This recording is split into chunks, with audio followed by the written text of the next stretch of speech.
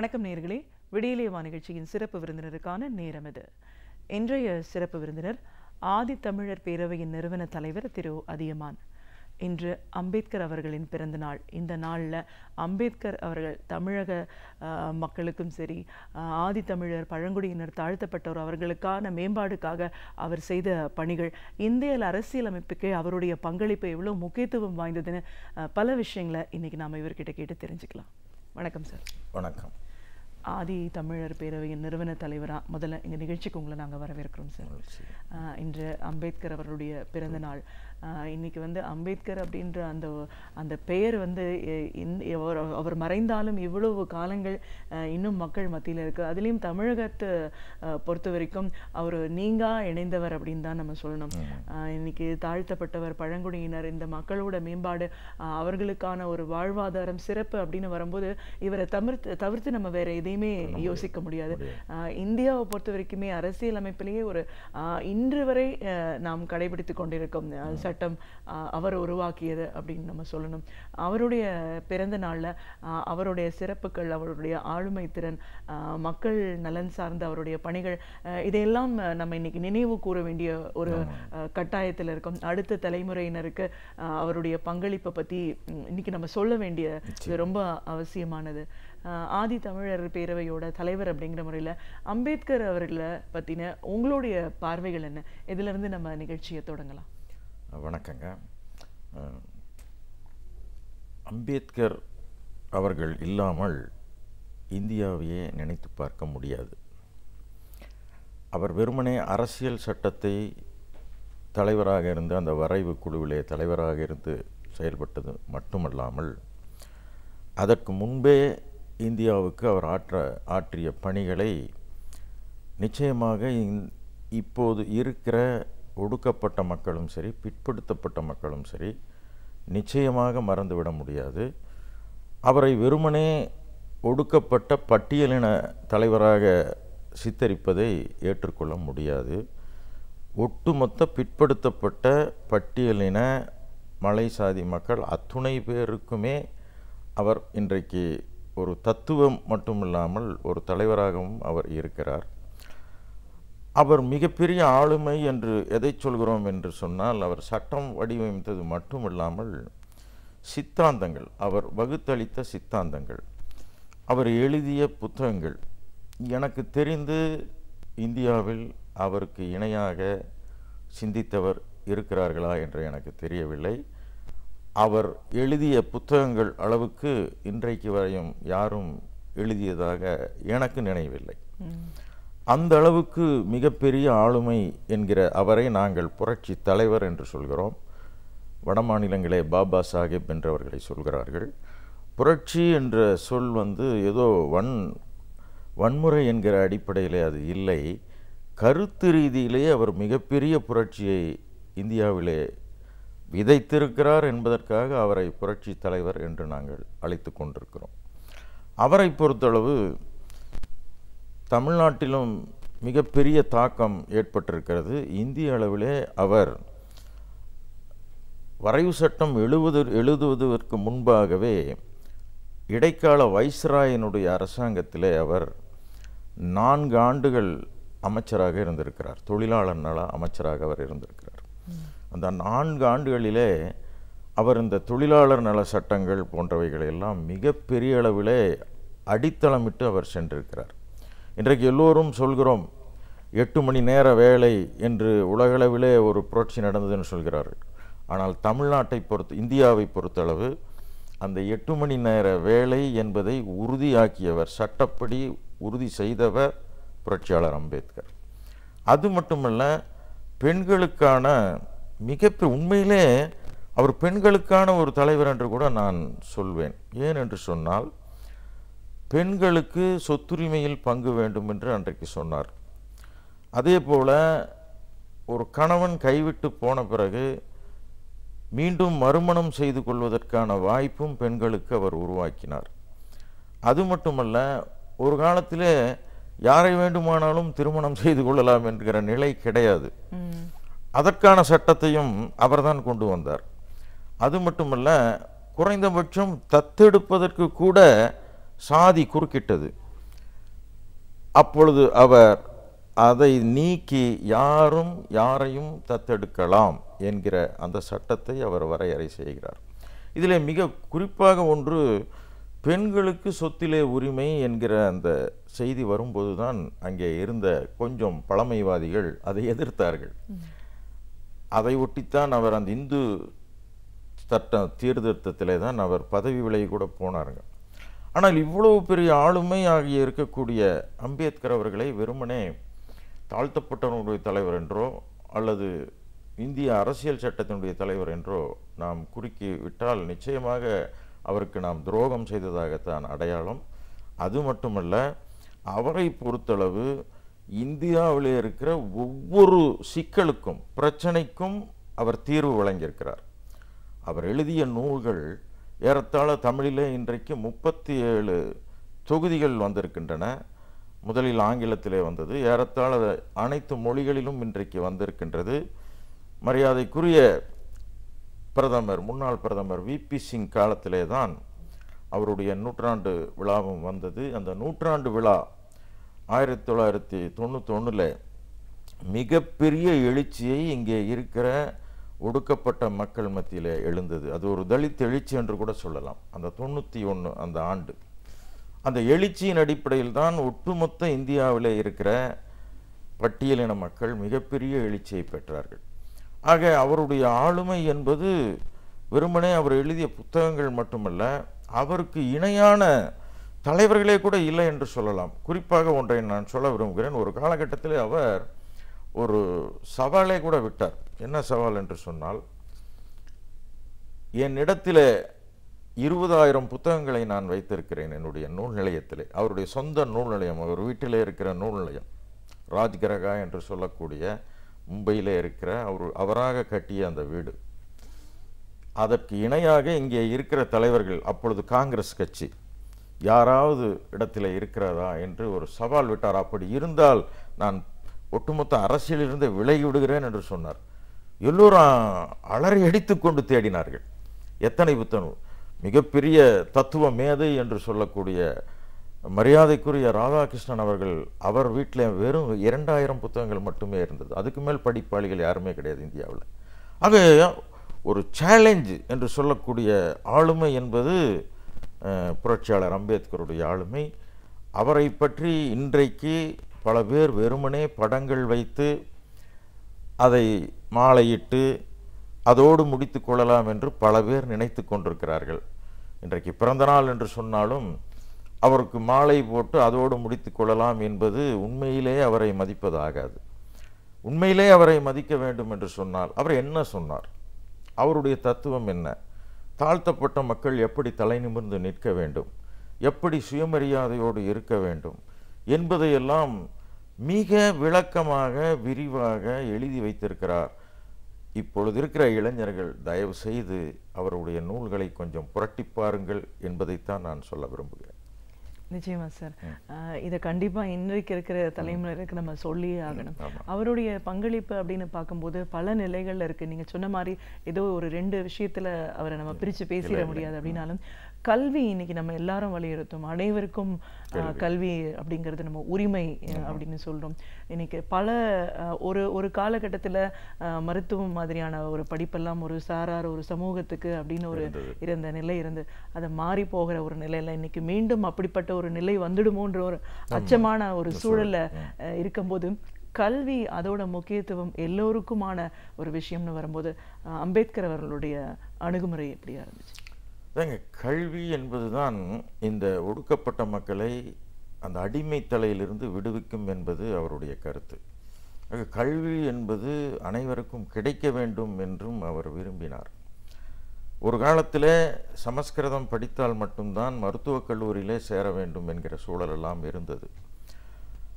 அதை இங்கே தமிழ்நாட்டிலே இருக்கிற தந்தை பெரியார் போன்றவர்கள் அதை கடுமையாக எதிர்த்து அந்த நிலைகளை எல்லாம் மாற்றினார்கள்.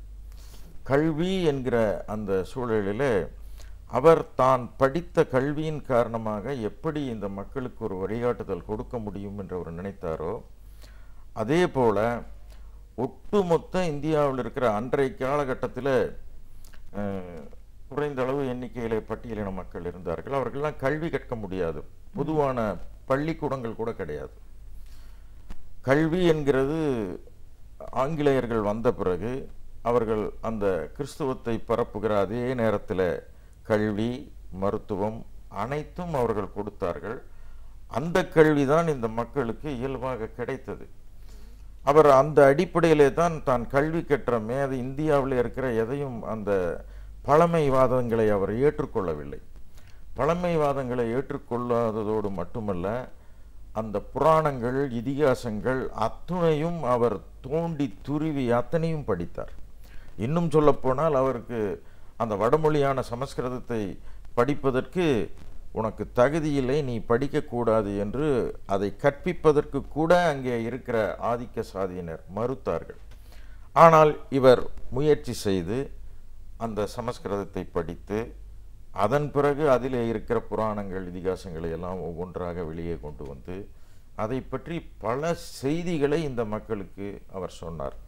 அப்படி சொன்னதன் விளைவாகத்தான் அவர் எப்படி இருந்தாலும் நான் இந்து மதத்திலே பிறந்து விட்டேன், இந்த இந்து மதம்தான் என்னை தாழ்த்தப்பட்டவன் என்று சொல்கிறது, நான் பிறப்பதை என்னால் தடுக்க முடியாது, ஆனால் உறுதியாக சொல்வேன், நான் இறக்கும்போது இந்துவாக இறக்க மாட்டேன் என்று மிக துல்லியமாக சொன்னார்.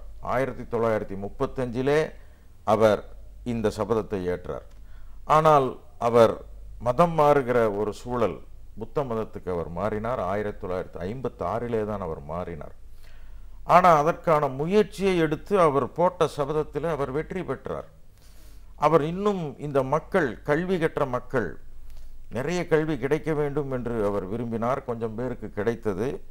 அப்படி கிடைத்த கல்வியின் போது அந்த கல்வியாளர்கள், படித்த ஒடுக்கப்பட்ட தாழ்த்தப்பட்ட மக்கள் யாரையெல்லாம் அவர் நம்பினாரோ, அந்த நம்பிய படித்த அரசு உத்தியோகத்துக்கு வந்த அவர்களெல்லாம் அவருடைய காலை வாரினார்கள். அவர்களுக்கு மிகப்பெரிய அதிலே மன அழுத்தம்.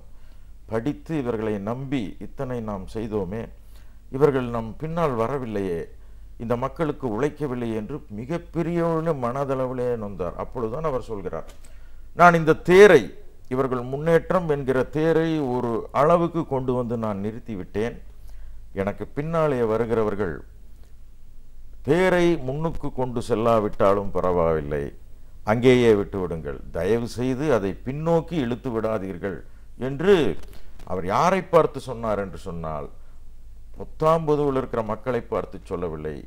அப்பொழுது கல்வி கற்று ஓரளவு மேலே வந்த ஒடுக்கப்பட்ட மக்களிலே இருக்கிற சில தலைவர்களை பார்த்து தான் அதை சொன்னார்.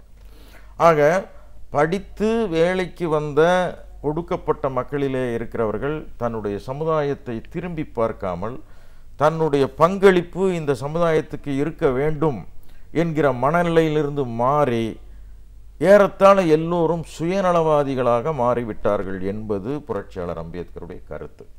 ஆக கல்வி என்பது கட்டாயம் அனைவருக்கும் கிடைக்க வேண்டும் என்பது மட்டுமல்ல, குறிப்பாக பெண் கல்வியை அவர் பெரிய அளவிலே வலியுறுத்தினார்.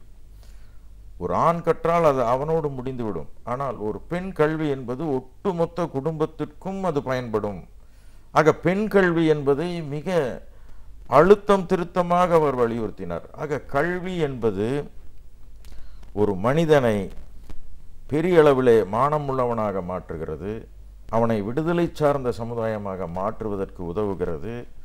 அந்த வகையிலே தான் அவர் வெளிநாடுகளிலே சென்று பல்வேறு பட்டங்களை பெற்று, அந்த பட்டங்களின் வாயிலாக இன்றைக்கு நீங்கள் பார்த்தீர்கள் சொன்னால் ரொம்ப ஆச்சரியமாக இருக்கிறது. அவர் ஒரு ரூபாயின் மதிப்பு அப்படிங்கிற ஒரு புத்தகத்தை எழுதுகிறார். அந்த நூலின் அடிப்படையில் தான் அது ஒரு தீசிஸ் சப்மிட் பண்ணுறார். அந்த தீசிஸின் அடிப்படையில் தான் இன்றைக்கு இருக்கிற அந்த ரிசர்வ் வங்கியே வந்தது. ஆக அது மட்டுமல்ல, இன்றைக்கு இருக்கிற எம்ப்ளாய்மெண்ட் ஆஃபீஸ் என்று சொல்லக்கூடியது அது அவருடைய திட்டம்தான். இன்றைக்கு இருக்கிற இன்சூரன்ஸ் என்று சொல்கிறோமே, அந்த ஈட்டு காப்புறுதி திட்டம், அது அவருடைய திட்டம்தான்.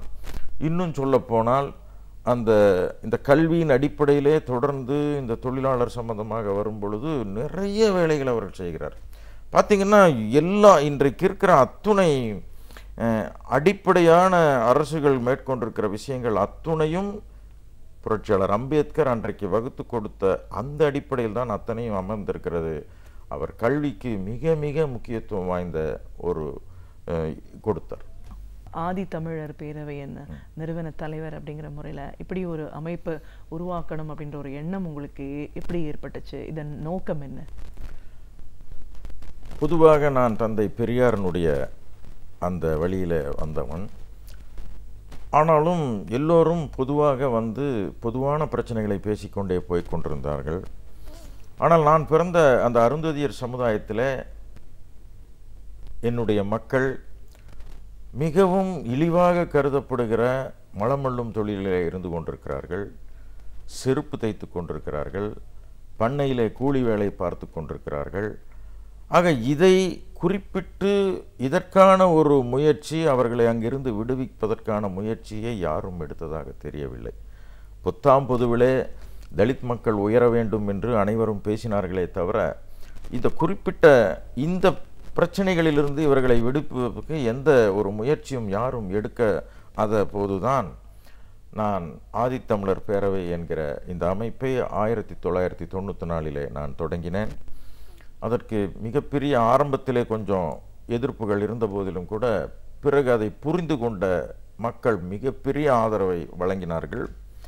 இந்த ஆதித்தமிழர் பேரவை தங்களுடைய குறிக்கோளில், மிக முக்கியமான குறிக்கோளில், அருந்ததியர் மக்களினுடைய இழிவு ஒழிப்பு, அருந்ததியர் மக்களினுடைய விடுதலை, குறிப்பாக பெண் விடுதலை, இவர்களுக்கான கல்வி, இவர்களுக்கான அரசியலிலே சரியான பங்கு, அதே போல ஆளுகை அரசு நிர்வாகங்களிலே இவர்களுக்கான அந்த இடஒதுக்கீடு பங்கு, இதையெல்லாம் எதிர்பார்த்து தான் இந்த அமைப்பை தொடங்கினேன். ஆரம்ப காலகட்டத்திலிருந்து திராவிட முன்னேற்றக் கழகத்தின் தலைவர் கலைஞர் அவர்களுடைய அந்த அரசியல் வழிகாட்டுதலிலே நான் தொடர்ந்து பயணிப்பவன். அதில் எப்பொழுதும் எந்த காலகட்டத்திலும் மாறுபட்டவன் அல்ல.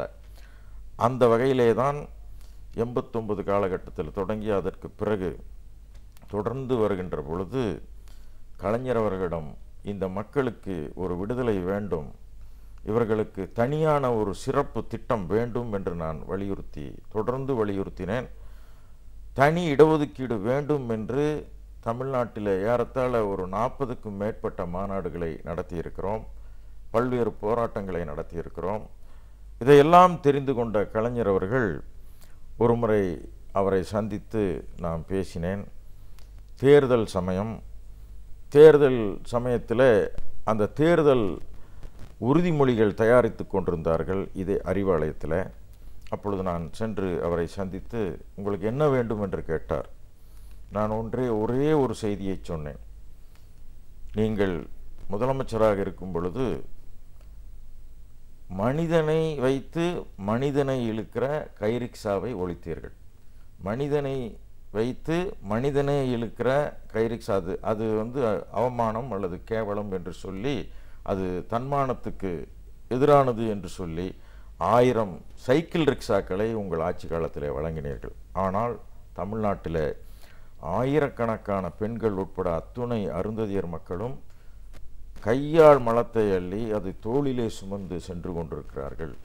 இதற்கு ஒரு தீர்வு வேண்டும், அதை ஒழிப்போம் என்ற அந்த உறுதிமொழியை உங்கள் அந்த வாக்கு மக்கள்கிட்ட கொடுக்குற அந்த இதில் நீங்கள் சொல்ல வேண்டும் என்று சொன்னேன்.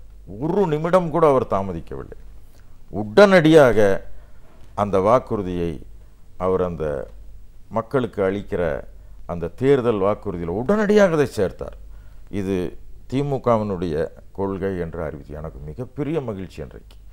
அதற்கு பிறகு ஆட்சிக்கு வந்த கலைஞர் அவர்கள் கையால் மலமள்ளும் தொழிலை ஒழிப்பதற்காக அவர் ஒரு வாரியம் அமைச்சார். அந்த வாரியம் அதற்கு ஒரு தலைவரையும் நியமித்தார். அதே போல அடைப்புகள் நீக்குவதற்காக நவீன கருவிகளை இங்கே மரியாதைக்குரிய இன்றைக்கு செயல் தலைவராக இருக்கிற தளபதி அவர்கள் இங்கே மேயராக இருக்கும் பொழுது நவீன கருவிகளை வரவழைத்து அந்த அடைப்புகளை, மனிதன் போய் அந்த அடைப்புகளை நீக்கக்கூடாது, அது கருவிகளால் தான் நீக்கப்பட வேண்டும் என்கிற அன்றைக்கே அந்த முயற்சி அவர்கள் மேற்கொண்டார்கள். ஆக பிறகு அவர் ஆட்சிக்கு வந்த பிறகு மீண்டும் அவரை சந்தித்து இதோடு எங்களுடைய பிரச்சனை முடியவில்லை. எங்களுக்கான தனி இடஒதுக்கீடு வேண்டும் என்கிற கோரிக்கையை நான் வைத்தேன். கலைஞர் அவர்கள் அதை பரிசீலனை செய்து உண்மையிலே மிகப்பெரிய வேறு எந்த முதலமைச்சராக தமிழ்நாட்டிலே இருந்திருந்தாலும் இது நடந்திருக்காது. தந்தை பெரியாரை, சமூக நீதியை உள்வாங்கிக் கொண்ட கலைஞர் அவர்களால் மட்டும்தான் இது சாத்தியமானது. 3 விழுக்காடு இடஒதுக்கீடு அருந்ததியர்களுக்கு வழங்கியது என்பது எனக்கு தெரிந்து இந்தியாவிலே வேறு எங்கேயும் முயற்சி செய்தார்கள், ஆனால் தோல்வி அடைந்து விட்டது. மற்ற மாநிலங்களிலே, ஆந்திராவிலே முயற்சி செய்தார்கள், அது நடக்கவில்லை. இன்னும் பல்வேறு மாநிலங்களிலே அந்த முயற்சிகள்லாம் நடந்தது. ஆனால் 3 விழுக்காடு இடஒதுக்கீட்டை மிக அற்புதமாக அமைச்சரவையை கூட்டி, அனைத்து கட்சி தலைவர்களையும் கூட்டி, அதற்கான தீர்மானங்களை நிறைவேற்றி, மாண்புமிகு நீதியரசர் ஜனார்த்தனம் அவர்கள் தலைமையிலே ஒரு நபர் கமிஷனை அமைச்சு இதை ஆராய்ச்சி செய்து உங்களோட அறிக்கையை கொடுங்கள் என்று அந்த ஆணையிட்டு அவர்களும் அறிக்கையை கொடுத்தார்கள். அந்த அறிக்கையின் அடிப்படையில் இவர்களுக்கு 2.9% 90% கொடுக்கலாம் என்றிருந்ததை முழுமைப்படுத்தி 3 விழுக்காடாக மாற்றி அந்த உத்தரவை கொடுத்தார். அதைவிட அதில் நான் குறிப்பிட்டு சொல்ல வேண்டிய ஒரு செய்தி என்னவென்று சொன்னால், கலைஞர் அவர்கள் அந்த உள்ளிடஒதுக்கீடு சட்டப்பேரவையிலே நிறைவேறும்போது மருத்துவமனையிலே முதுகு தண்டுவட பிரச்சனை அந்த அறுவை சிகிச்சைக்காக உள்ளே அங்கே இருந்தார், அனுமதிக்கப்பட்டிருந்தார். அந்த நிலையிலும் இந்த சட்டம் நிறைவேறும் வேண்டும் என்று மிக உத்வேகத்துடன், எப்படியாவது அது நிறைவேற்ற வேண்டும் என்கிற அந்த உத்வேகத்துடன் அன்றைக்கு தளபதி அவர்கள் அங்கே அமைச்சராக இருந்தார். அவர் மூலம் அந்த மசோதாவை சட்டப்பேரவையிலே தாக்கல் செய்து எந்தவித எதிர்ப்பும் இல்லாமல் அந்த 3 விழுக்காடு இடஒதுக்கீடு அன்றைக்கு நிறைவேறியது.